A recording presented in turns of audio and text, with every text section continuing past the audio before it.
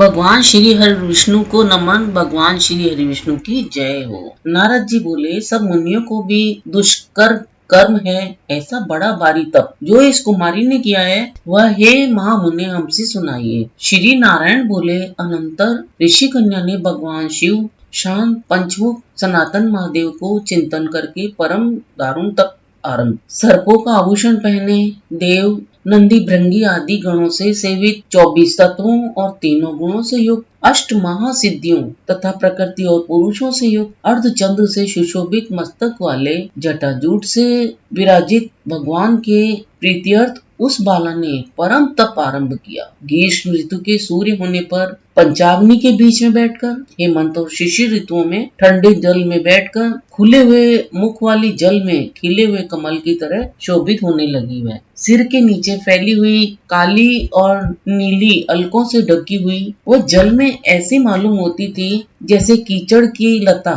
सेवरों के समूह से गिरी हुई हो। शीत के कारण नासिका से निकलती हुई शोभित धूम राशि इस तरह दिखाई देने लगी जैसे कमल से मकरंद पार करके भ्रमर पंक्ति जा रही हो। वर्षा काल में आसन से युक्त चौतरे पर बिना छाया के सोती थी और वह सुंदर अंगों वाली प्रातःसाय धूमपान करके रहती थी। उस कन्या के इस प्रकार के कठिन तप को सुनकर इंद्र बहुत चिंतित हो गए और सब देवताओं ने, दुर्घर्षा और ऋषियों ने स्मरणीय उस ऋषि कन्या के तप में लगे रहने पर, हे नृप नंदन, हे क्षत्रिय, हे भूषण, 9000 वर्ष व्यतीत हो गए। उस बाल कन्या के तप से भगवान शंकर ने प्रसन्न होकर उसे अपना इंद्रियातीत निज स्वरूप दिखलाया। भगवान शंकर को देखकर देह में जैसे प्राण आ जाए वैसे सहसा खड़ी हो गई और तप से दुर्बल होने पर भी वह बाला उस समय हष्टपुष्ट हो गई। बहुत वायु और घाम से कलेश पाई हुई वह शंकर को बहुत अच्छी लगी और उस कन्या ने झुककर पार्वती पति शंकर को प्रणाम किया। उन विश्ववंदित भगवान का मानसिक उपचारों से पूजन करके और भक्ति युक्त चित्त से जगत के नाथ की वह स्तुति करने लगी। कन्या बोली, हे पार्वती प्रिय, हे प्राणनाथ, हे प्रभु, हे भर्ग, हे भूतेश, हे गिरीश, हे शंभु, हे सोम, सूर्याग्नि नेत्र, हे तमा, हे मेरे आधार मुंडल स्थिमालीन, आपको मैं प्रणाम करती हूँ। अनेक तपों से व्याप्त है, अंगों में पीड़ा जिसके, ऐसा परम घोर संसार रूपी समुद्र में डूबा हुआ, दुष्ट सर्पों तथा काल के तीक्ष्ण दांतों से डसा हुआ मनुष्य भी यदि आपकी शरण में आ जाए तो मुक्त हो जाता है।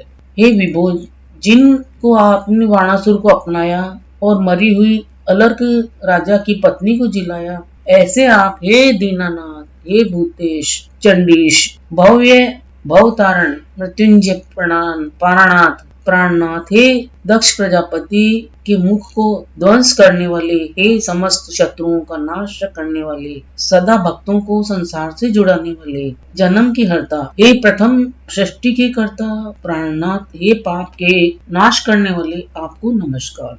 अपने सेवकों की रक्षा कीजिए। नृप, बड़ी भाग्यवती मेघावी की तपस्विनी कन्या इस प्रकार मन में और वाणी से शंकर की स्तुति करके चुप हो गई। श्री कृष्ण जी बोले, कन्या द्वारा की हुई स्तुति सुनकर और उसके किए हुए उग्र तप से प्रसन्न मुख कमल सदाशिव कन्या से बोले, हे तपस्विनी, तेरा कल्याण हो, तेरे मन में जो अमिष्ट हो वह वर तू मांग। हे माँ भागो, मैं प्रसन्न हूँ, तू खेद मत कर। ऐसा भगवान शंकर का वचन सुनकर वह कुमारी अत्यंत आनंद को प्राप्त हुई और हे राजन प्रसन्न हुए। सदाशिव से वह बोली, हे दीनानाथ, हे दया सिंधु, यदि आप मेरे ऊपर प्रसन्न हैं तो हे प्रभु, मेरी कामना पूर्ण करने में देर न करें। हे महादेव, मुझको पति दीजिए, पति दीजिए, पति दीजिए, मैं पति चाहती हूँ, पति दीजिए। मैंने हृदय में और कुछ नहीं सोचा है। वह ऋषि कन्या इस प्रकार महादेव से कहकर चुप हो गई। यह सुनकर महादेव जी उससे बोले, हे मुनि कन्या, तूने जैसा अपने मुख से कहा है वैसा ही होगा, क्योंकि तूने 5 बार पति मांगा है।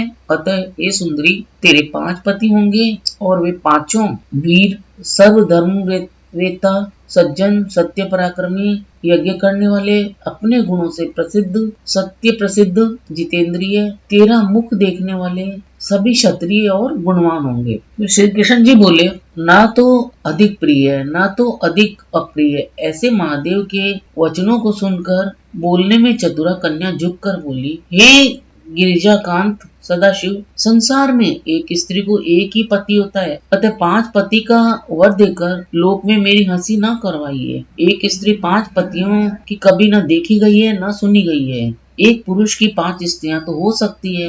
हे शंभु, हे कृपा निधे, आपकी सेविका में 5 पतियों वाली कैसे हो सकती हूँ? आपको मेरे लिए ऐसा कहना उचित नहीं है। आपकी सेविका होने के कारण तो लज्जा मुझे हो रही है, वह आप अपने को ही समझिए। कन्या का यह वचन सुनकर शंकर जी पुनः उससे बोले कि हे भीरू, इस जन्म में तुझे पति सुख नहीं मिलेगा। दूसरे जन्म में जब तू तपोबल से बिना योनि के उत्पन्न होगी, तब पति सुख को भोग कर अंततः परम पद को प्राप्त होगी। क्योंकि मेरी प्रिय मूर्ति दुर्वासा का तूने पहले अपमान किया है। हे शुभ्रे, वह दुर्वासा यदि क्रोध करे तो तीनों भुवनों को जला सकते हैं। तूने अभिमान या ब्रह्म तेज का मर्दन किया है। जिस अधिक मास को भगवान कृष्ण ने अपना ऐश्वर्य दे दिया, उस भगवान के प्रिय पुरुषोत्तम मास का व्रत तूने नहीं किया। मैं ब्रह्मा आदि से लेकर सब देवता, नारद आदि से लेकर सब तपस्वी जिसकी आज्ञा मानते हो, हे बाले, उसकी आज्ञा कौन उल्लंघन करता है? लोग पूजित पुरुषोत्तम मास की दुर्वासा की आज्ञा से तूने पूजा नहीं की। हे मूढ़े, हे द्विजात्मजे, इसीलिए तेरे 5 पति होंगे। हे बोले, पुरुषोत्तम के अनादर करने से अब अन्यथा नहीं हो सकता है। जो उस पुरुषोत्तम की निंदा करता है वह सौरभ नरक का भागी होता है। पुरुषोत्तम का अपमान करने वाले को विपरीत फल मिलता है। ये बात कभी अन्यथा नहीं हो सकती है। पुरुषोत्तम के जो भक्त हैं वे पुत्र, पौत्र और धन वाले होते हैं और वे इस लोक को तथा परलोक की सिद्धि को प्राप्त होंगे और प्राप्त हो रहे हैं। और हम सब देवता लोग भी पुरुषोत्तम की सेवा करने वाले हैं। जिस पुरुषोत्तम मास में व्रताधिक से पुरुषोत्तम शीघ्र ही प्रसन्न होते हैं, उस सेवा करने योग्य मास को हे सुमध्य हम कैसे न भजें? उचित और अनुचित विचार की चर्चा करने वाले अतएव अनुकरणीय जो मुनि हैं, उन अति उत्कृष्ट श्रेष्ठ तपस्वी पुरुषों का वचन कैसे मिथ्या हो सकता है? कहो। इस प्रकार कथन करते हुए भगवान नीलकंठ शीघ्र ही अंतर्ध्यान हो गए और वह बाला युद्ध से भ्रष्ट मृगी की तरह चकित सी हो गई। सूत जी बोलते हैं, हे मुनीश, रेखा सदृश चंद्रमा से युक्त मस्तक वाले सदाशिव जब उत्तर दिशा के प्रति चले गए, तब वृतासुर को मारकर जैसे इंद्र को चिंता हुई थी, उसी प्रकार मुनिराज की कन्या को चिंता बाधा करने लगी। और ये था पुरुषोत्तम मास अध्याय की कथा सार 11 का सार। अब आगामी जो वीडियो है उसमें होगा पुरुषोत्तम मास कथा अध्याय सार 12 का, तो उसे देखना भी आप न भूलें। अवश्य देखिए। श्री हरि विष्णु की जय हो।